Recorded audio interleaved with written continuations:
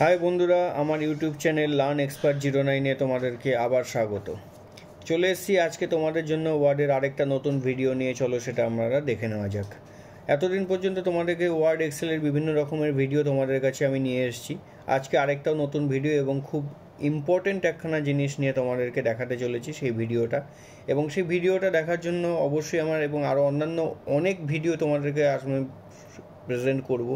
তো সেই সমস্ত ভিডিও এবং সেই সমস্ত ইম্পর্টেন্ট ভিডিওগুলো পেতে অবশ্যই ভালোবেসে আমার চ্যানেলটাকে সাবস্ক্রাইব করে দিও। একদম সাবস্ক্রাইব করতে একদমই ভুলো না।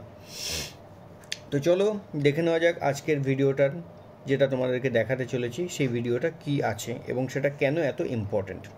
বন্ধুরা দেখছো, এটা একটা ব্ল্যাঙ্ক ডকুমেন্ট, মানে ব্ল্যাঙ্ক একটা ডেস্কটপ দেখতে পাচ্ছ। এর মধ্যে চলো আমি একখানা ওয়ার্ড ওপেন করব। তো এখানে সাপোজ আমি এখানে ওয়ার্ড ওপেন করলাম। ওয়ার্ড ওপেন করার পর আমি এখান থেকে একটা ব্ল্যাঙ্ক ডকুমেন্ট নিলাম।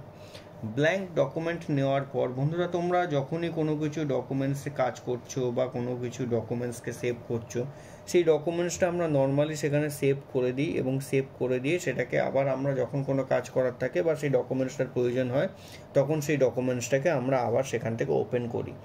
বাট এমনও হতে পারে বিভিন্ন রকম কিছু বা এমন কিছু ডকুমেন্টস আছে যেটা আমাদের কাছে খুব কনফিডেন্সিয়াল ডকুমেন্ট এবং যেটা আমাদের ক্ষেত্রে খুব কাজে লাগবে এবং সেটা যাতে আমাদের কাছে খুব প্রাইভেটলি এবং সিক্রেট অবস্থায় বা খুব প্রোটেক্ট অবস্থায় থাকে, সেই জিনিসটা আমাদেরকে জানাটা বা রাখাটা খুবই দরকার। তো আমরা একটা ডকুমেন্টসকে কি করে প্রোটেক্ট করবে রাখবো, যেটা আমি ছাড়া বা আমাদের বা তোমরা যেই ডিপার্টমেন্টে বা যেই পজিশনে কাজ করছো, তোমাদের কোনো কিছু পার্টিকুলারলি চুজেবল কোনো লোক বা কোনো কিছু ডিপার্টমেন্টে তোমাদের টিম লোক ছাড়া যাতে সেই ডকুমেন্টসগুলোকে ওপেন করতে না পারে, তার জন্য সেই ডকুমেন্টসটাকে পাসওয়ার্ড প্রোটেক্টেড করতে হয়। তো একটা ডকুমেন্টসকে আমি পাসওয়ার্ড প্রোটেক্টেড করার জন্য কি করব, চলো আজকের ভিডিওতে সেটাই দেখে নেওয়া যাক। সাপোজ এখানে একটা লেখা আছে, সাপোজ এই একটা লেখা, এই ডকুমেন্টসটাকেই আমি ধরো একখানা নাম দেব। ডকুমেন্টসটার নাম দিলাম, ধরো আমি এখানে সেভে গেলাম, এখানে গিয়ে ডকুমেন্টসটার নাম দিলাম রাম ইজ এ বয়। এই নামে ডকুমেন্টসটাকে সেভ করলাম।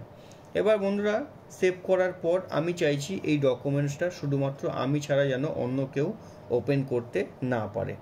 তো তার জন্য কি করব, দেখো প্রথমে কিন্তু ডকুমেন্টসটা সেভ হয়ে গেছে। সেভ হয়ে যাওয়ার পর আমরা করব এখান থেকে ভিউ অপশানটাতে যাব। এই ভিউ অপশানটাতে যাওয়ার পর এখান থেকে বন্ধুরা আমরা প্রপার্টিজ অপশানটাতে যাব। প্রপার্টিজ অপশানে যাওয়ার পর এখানে কিন্তু তোমরা দেখতে পাচ্ছ এখানে প্রোটেক্ট ডকুমেন্ট এই অপশানটা এখানে রয়েছে, এই প্রোটেক্ট ডকুমেন্ট। এখান থেকে আমরা প্রোটেক্ট ডকুমেন্টে ক্লিক করব। প্রোটেক্ট ডকুমেন্টে ক্লিক করার পর এখান থেকে অনেকগুলো অপশান তোমরা এখানে দেখতে পাচ্ছ। সেই অপশানগুলোর মধ্যে আমি এখান থেকে এনক্রিপ্ট উইথ পাসওয়ার্ড এই অপশানটাতে ক্লিক করব। ক্লিক করার পর এখানে দেখো তোমার কাছে পাসওয়ার্ড চাইছে, যে কি পাসওয়ার্ড দিয়ে তুমি সেটাকে সেভ করতে চাইছো। সাপোজ আমি তোমাদের দেখানোর সুবিধার্থে এখানে 1 2 3 4 এই চারটে পাসওয়ার্ড আমি এখানে দিলাম। দেওয়ার পরে এখানে ওকে করব। করার পর আবার চাইছে রি এন্টার পাসওয়ার্ড, মানে আবার নতুন করে পাসওয়ার্ড চাইছে। তো নতুন করে পাসওয়ার্ডের জন্য যেই পাসওয়ার্ডটা আমি আগে দিয়েছিলাম সেই পাসওয়ার্ডটাই কিন্তু আমাকে এখানে দিতে হবে, যেটা 1 2 3 4। দেওয়ার পর এখান থেকে কিন্তু আমি ওকে করব। ওকে করার পর দেখো এখানে দেখিয়ে দিল যে এই ডকুমেন্টসটা তোমার প্রোটেক্ট ডকুমেন্ট হয়ে গেল এবং লেখা দেখাচ্ছে কি a password is required for your documents. এখানে কিন্তু লেখাটা দেখতে পাচ্ছ, password is required to open this document. হয়ে যাওয়ার পর আমার কিন্তু এটা আগে থেকে ডকুমেন্টসটা সেভ আছে। এবার আমি এখানে ব্যাকে গেলাম, আরেকবার এখান থেকে সেভে ক্লিক করলাম। করার পর আমি কিন্তু এখান থেকে কেটে দিলাম। কেটে দেওয়ার পর দেখো অটোমেটিক্যালি কিন্তু ডকুমেন্টসটা চলে গেল। এবার যখন আমি পুনরায় আবার সেই ডকুমেন্টসটাকে ওপেন করব, ধরো সাপোজ এখান থেকে ওয়ার্ডে গেলাম, ওয়ার্ড ওপেন করলাম। ওয়ার্ড ওপেন করার পর যখন আমি ওপেনে যাব, যাওয়ার পর এই রাম ইজ এ বয় এই যে ডকুমেন্টসটা আমি সেভ করেছিলাম যেই নামে, সেটাকে যখন আমি ওপেন করব, ওপেন করার পর দেখো কিন্তু এরকম ব্ল্যাঙ্ক দেখাচ্ছে এবং সেখানে কিন্তু আমার পাসওয়ার্ড চাইছে, কারণ যতক্ষণ না পর্যন্ত আমি পাসওয়ার্ড দেবো ততক্ষণ পর্যন্ত কিন্তু সেই ডকুমেন্টসটার ভেতরে কী লেখা আছে বা কী ডেটা আছে সেটা কিন্তু আমি দেখতে পারবো না। তো সেক্ষেত্রে তখন আমি ওখানে সেই পাসওয়ার্ডটা দেবো 1 2 3 4 যেটা আমি দিয়েছিলাম। দেওয়ার পরে এখান থেকে আমি ওকে করব।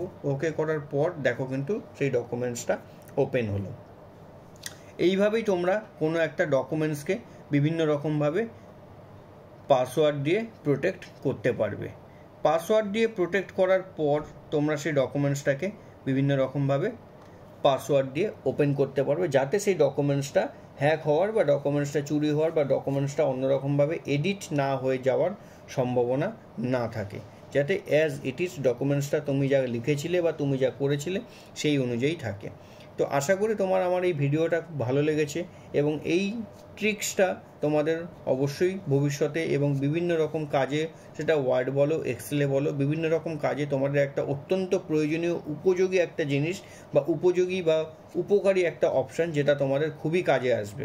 তো আশা করি তোমার আমার এই ভিডিওটা যদি ভালো লেগে থাকে বা তোমাদের আমার এই ভিডিওটা ভালো লেগে থাকে, অবশ্যই আমার এই চ্যানেলটাকে সাবস্ক্রাইব করে দিও এবং ভালোবেসে লাইক করে ফলো দিয়ে আমার চ্যানেলটার পাশে এবং আমার পাশে অবশ্যই থেকো। থ্যাংক ইউ বন্ধুরা।